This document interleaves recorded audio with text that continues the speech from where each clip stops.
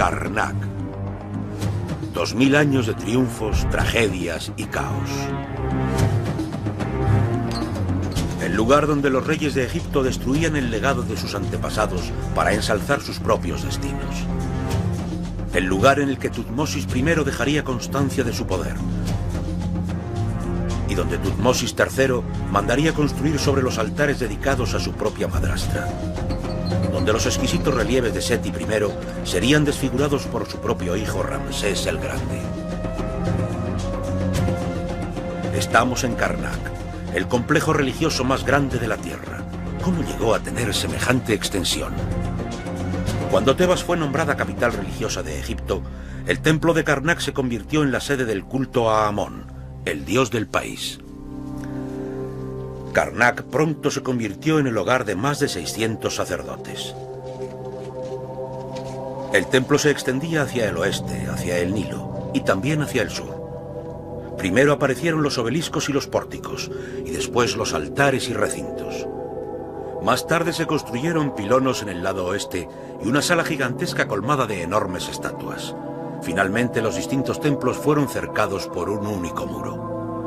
En el centro hay una sala hipóstila dominada por una serie de columnas gigantes, algunas de ellas de más de 20 metros de altura y con capiteles tan grandes que podrían llegar a albergar más de 50 personas puestas en pie.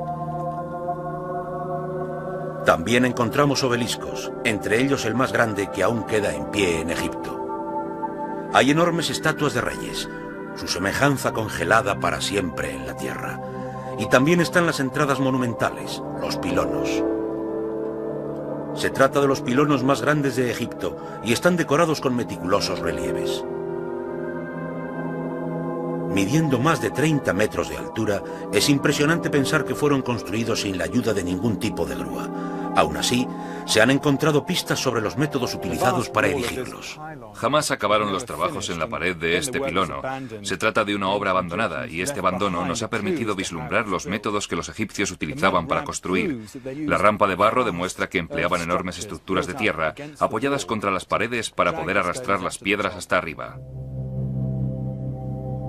Estas enormes proporciones jamás fueron motivo de preocupación para los reyes del antiguo Egipto. Cada rey estaba totalmente obsesionado con sobrepasar los logros de sus predecesores. En el antiguo Egipto, cuando llegabas a un templo, siempre veías grabado el nombre del último emperador.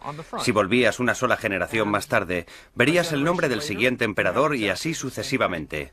Reconstruían, mejoraban y sobrepasaban. Karnak era un lugar lleno de rivalidades, y los obeliscos son la mejor prueba de ello. Los obeliscos marcaban los primeros rayos del sol del día, y Hatshepsut se aseguró de que el suyo hiciera sombra al de su padre Tutmosis I. Con casi 30 metros de altura, el obelisco de Hatshepsut es el más grande que aún queda en pie en Egipto. Pesa 323 toneladas y fue tallado directamente en granito en Asuán, a más de 600 kilómetros de distancia de Tebas. Aquí es donde estaban las canteras de granito. Pero ¿cómo eran los egipcios capaces de cortar una roca tan dura? Esto que tengo aquí es dolerita, una piedra de la zona, y básicamente lo que hacían era percutir con este tipo de piedra sobre el granito, y cada vez que lo hacían, lograban deteriorar un poco la superficie. Trabajando en turnos de día y noche, poco a poco eran capaces de escarbar canales como este. Llegado el momento, separaban el obelisco tallado de su base rocosa, para subirlo a los barcos y llevarlo hasta su destino final. Después de un largo viaje por el río, el obelisco llegaba a Karnak. Ahora los riesgos eran mucho mayores.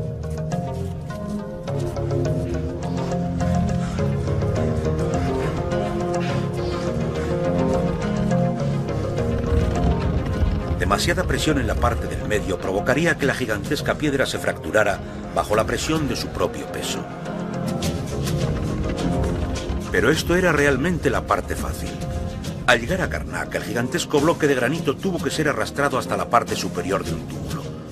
Los trabajadores ayudaron a maniobrar la gigantesca piedra hasta ponerla en su sitio y dejar que la arena dispuesta en la fosa se encargara del resto.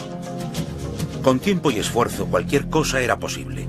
Pero las técnicas de construcción estaban a punto de sufrir un cambio radical con la llegada del andamio.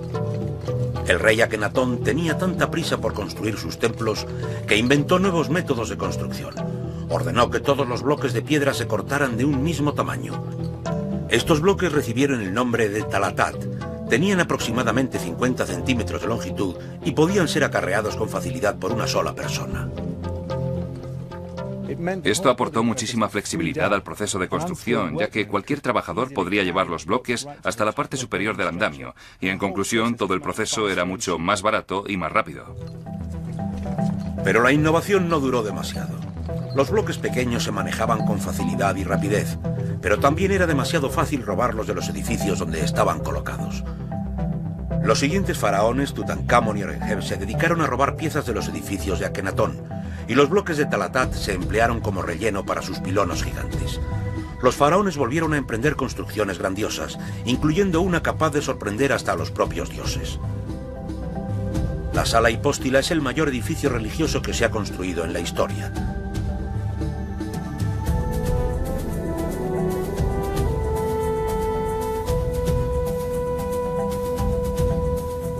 La construcción de estas enormes salas se inició bajo el mandato del faraón Orenheb y continuó durante el reino de Seti I, hasta finalmente ser concluida por su hijo Ramsés II, alrededor del año 1220 a.C. Es un bosque de columnas de más de 20 metros de altura. Pero ¿cómo fueron capaces de construirlo? Los antiguos templos egipcios se construían utilizando columnas enormes como esta, con el arquitrabe por encima para unirlas. Y esto suponía un gran problema, porque el arquitrabe no solo tenía que aguantar su propio peso, sino también todo el peso del techo de piedra. Sorprendentemente, los egipcios empleaban técnicas constructivas que podrían haber puesto fin a este problema.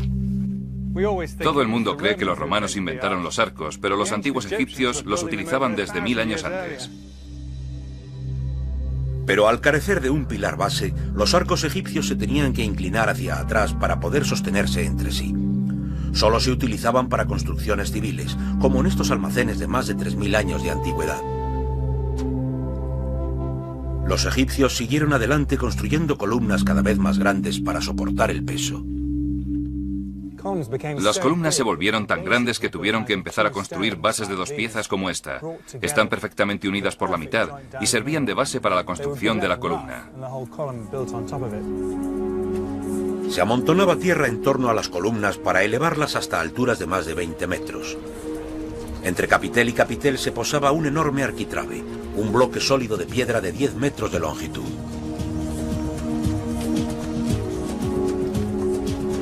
Podían llegar a pesar hasta 80 toneladas y tenían que ser arrastrados hasta el lugar de la construcción.